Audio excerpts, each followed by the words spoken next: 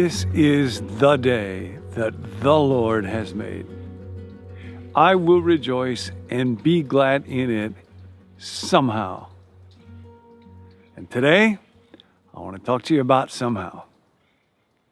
I'm doing a bit of an audible. I had finished taping a video that I loved, and I was about 2 minutes till the end, and then the battery ran out of juice, which is because of my neglect of the habit of charging the battery. And I will redo that one because the content will be super helpful. We're learning about habits and habit formation. Our lives are a mess of habits. But in between that moment and this moment, I got a call from a friend, and it charged me up so much, I just have to tell you about it. And it has to do with somehow. How do I hold on to God somehow? How do I have hope somehow? How do I do that? There's a friend who 2 years ago was going through a very, very difficult, bleak, dark time. And he called me up. One of the things that I'm very grateful for is that if any of us is going through something difficult, it makes it possible to connect with other people. I've been able to connect with so many more people over the last couple of years than I never would have been able to otherwise, except on a shared ground of there's something difficult. And so he walked through with me a couple of years ago a time of great pain. He had lost his job. He had worked at a church, and it was a very painful parting of the ways that he had not wanted, and that there were many, many complications attached to, and he wondered, will things ever be okay again?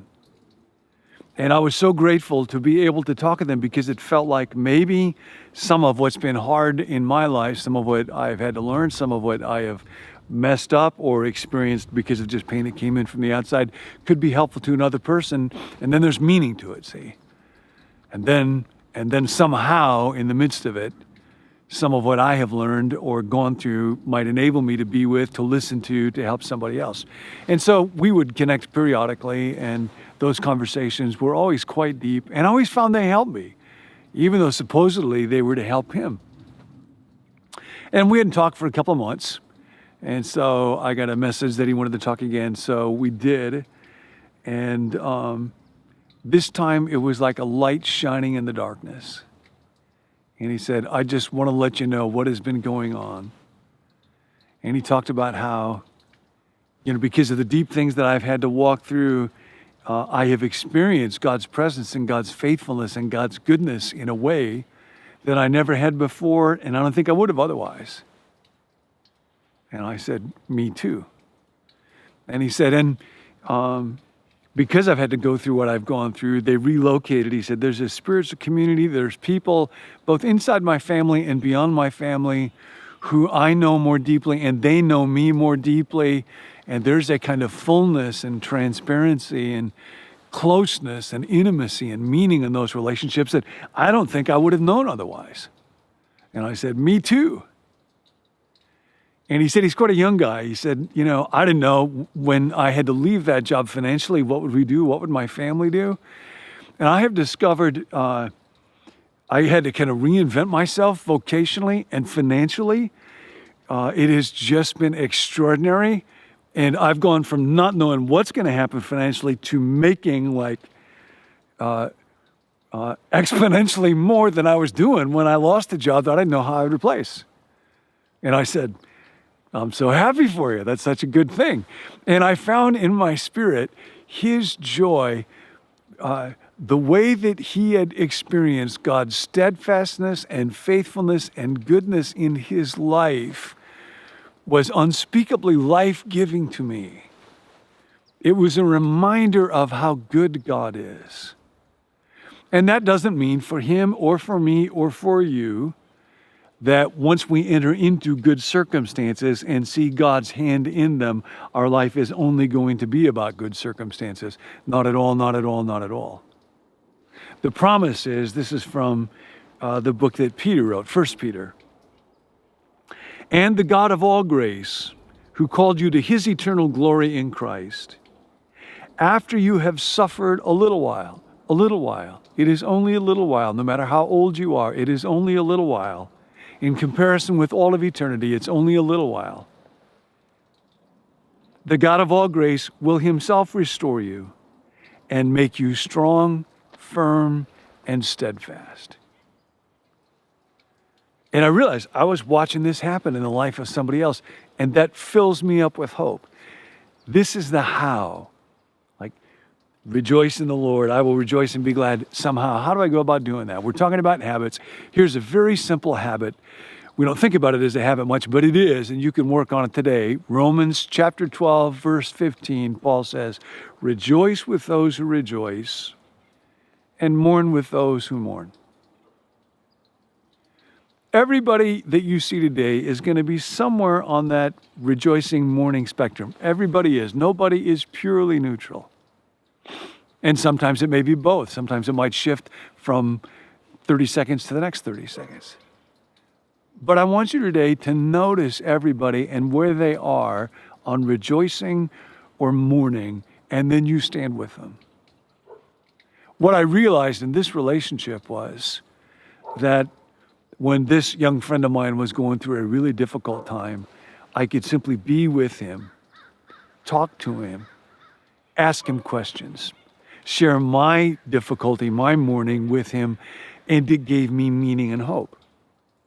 And then I realized when things were going so well in his life and it was just clear there's new possibilities, new opportunities, new doors open before him, new energy in his life to learn about God, to be involved in a church, to be moving forward. In his joy, I was receiving joy. If I love someone, then when I mourn together with them, there's meaning in that. When I rejoice together with them, there's meaning in that. You all have done that for me in such deep ways. I can never sufficiently express my gratitude. I'm so grateful for the prayer requests that come in, and one of them was from someone who talked about having lost not one but two children many years apart, asking, what habit can I cultivate that can help me in the midst of this overwhelming grief? And I, humanly speaking, have no idea how to address grief like that on a human level. But what I do know from my own life is there is something about being with people, of meeting with them in a deep place if they're willing and if God enables me to, and to be with them mourning in the place of mourning and rejoicing in the place of rejoicing, and bringing my life with its pain and its joys together with them, that does some strange spiritual alchemy and pours hope and purpose into my life. So, that's the habit. All through the day, now just think about the people that you're going to be with, people that you might talk with on the phone, that you might Zoom with, that you might email with. Look at their face. And if there's joy, try to find out why and express joy together with them. And if there's mourning, try to find out why and be with them, mourn together with them, and into that spirit with them. My friend who we've been on this journey with for the last couple of years was telling me he was grateful not only for my impact in his life, but his grandmother is just turning 90 years old, and she also watches and listens to these. And he said she was really excited when she found out I was going to talk to you. So, Granny, keep going. Way to go. This is the day the Lord has made. I will rejoice and be glad in it somehow. I will rejoice with those who rejoice. I will mourn with those who mourn. Because love is habit forming. Hi, I'm Tim. Thanks for joining us here at Become New for Habits. Now, at the end of this series, we're going to sit down with John and bring him some of your questions and talk a little bit more about the topic. But we want to hear from you. We want to bring him your questions. We've heard from a couple of you, but I know there's more questions out there. So if you've got a question, you can put it in the comment box if you're watching on YouTube or Facebook, or you can email it to us at becomenew.me@gmail.com, or you can text it to us at 855-888-0444. If you want to spread the word, you can subscribe on YouTube, share this video with a friend, or give us a review on a podcast wherever you're listening. See you next time.